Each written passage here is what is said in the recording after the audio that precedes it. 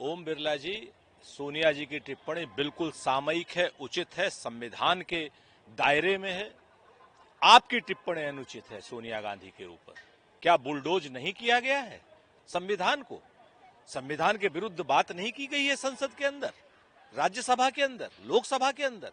अगर संसद में संविधान के विरुद्ध बातें होंगी, लोगों के अधिकारों के विरुद्ध बातें होंगी, धार्मिक स्वतंत्रता के हनन के विरुद्ध बातें होंगी, तो इसका मतलब संविधान को बुलडोजर किया जा रहा है।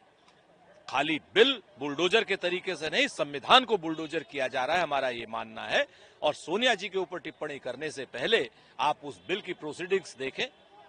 आप ये देखें कि जेपीसी में सारे विपक्षी दलों का एक भी सांसद का एक भी डिसेंट नोट या एक भी सुझाव नहीं माना गया। इस संविधान विरोधी बिल को आप बहुमत के लाठी तंत्र से हाँकना चाहते हैं, लोकतंत्र नहीं है। राज्यसभा में भी सभी जिलों के डीएम को निर्देश दिया कि वे एक विशेष अभियान चलाकर एक टीम बनाकर वक्फ संपत्तियों को चिन्हित करें जो रेवेन्यू रिकॉर्ड में दर्ज ना हो और साथ ही साथ अवैध हो। खाली वक्फ संपत्तियों को क्यों योगी जी चिन्हित करें? सारी संपत्ति, सारी अवैध संपत्तियां चिन्हित होनी चाहिए।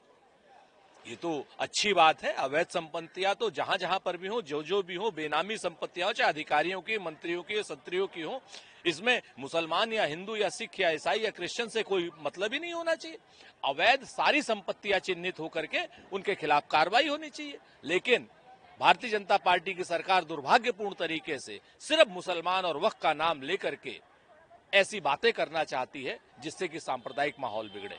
अवैध काम तो कोई भी हो उसके खिलाफ कार्रवाई होनी चाहिए, लेकिन अवैध काम सिर्फ और सिर्फ एक वर्ग की आप बात करें, ये अनुचित है और ये संविधान के विरुद्ध है। सर, कांग्रेस के साथ साथ असदुद्दीन ओवैसी ने भी वक्त देने को कहा। देखिए, सुप्रीम कोर्ट का दरवाजा तो सभी लोगों को खटखटाना पड़ेगा। कांग्रेस भी है, इंडिया गठबंधन है, ओवैसी भी जा रहे हैं, अच्छी बात है।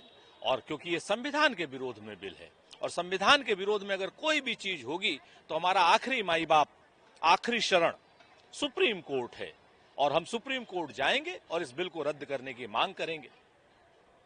Sir, all India Muslim personal law board वक्फ विधेयक का आग्रह किया है। करनी चाहिए, लेकिन इस समय तो ऐसा लगता है कि राष्ट्रपति जी को सुनने की मूड में ही नहीं रहती हैं। हमारी भी मांग है कि राष्ट्रपति जी इसमें हस्तक्षेप करें, इस बिल पर साइन न करें। इस बिल के जो प्रावधान अनुचित हैं, जो संविधान विरोधी प्रावधान हैं, उनके खिलाफ जो है बात कहें।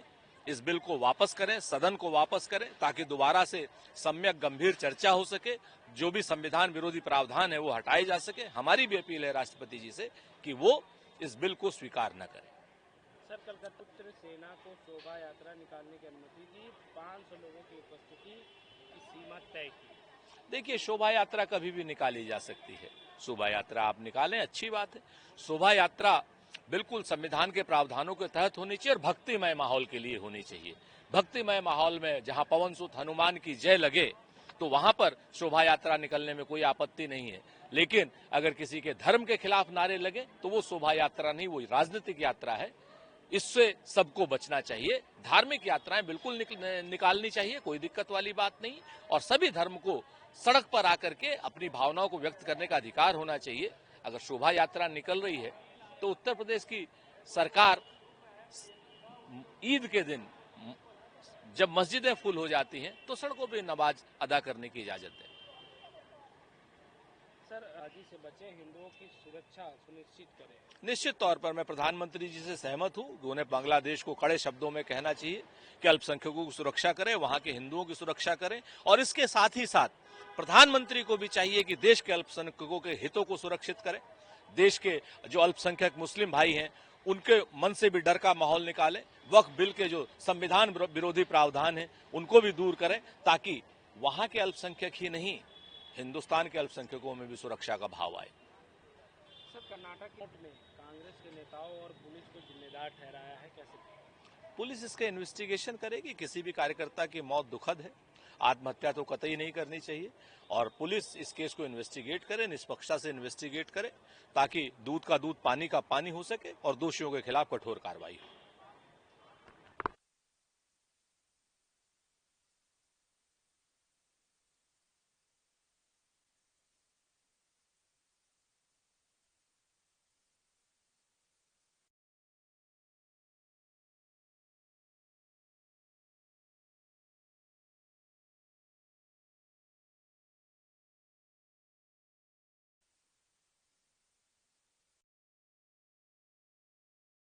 तो उत्तर प्रदेश निकलने में कोई शोभा यात्रा है, लेकिन इस समय तो ऐसा में अगर कोई भी चीज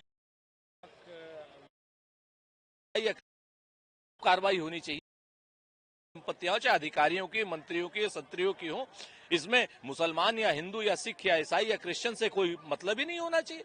अवैध सारी संपत्तियां चिन्हित होकर के उनके खिलाफ कार्रवाई होनी चाहिए। लेकिन भारतीय जनता पार्टी की सरकार दुर्भाग्यपूर्ण तरीके से सिर्फ मुसलमान और वक्फ का नाम लेकर के ऐसी बातें करना चाहती है जिससे कि सांप्रदायिक माहौल बिगड़े। अवैध काम तो कोई भी हो उसके खिलाफ कार्रवाई होनी चाहिए, लेकिन अवैध काम सिर्फ और सिर्फ एक वर्ग की आप बात करें, ये अनुचित है और ये संविधान के विरुद्ध है। सर, कांग्रेस के साथ साथ असदुद्दीन ओवैसी ने भी वक्त देने को कहा है। कैसे? देखिए, सुप्रीम कोर्ट का दरवाजा तो सभी लोगों को खटखटाना पड़ेगा। कांग्रेस न्यूज नेशन अब व्हाट्सएप पर खबरों के ताजा अपडेट के लिए न्यूज नेशन के इस क्यूआर कोड को स्कैन करें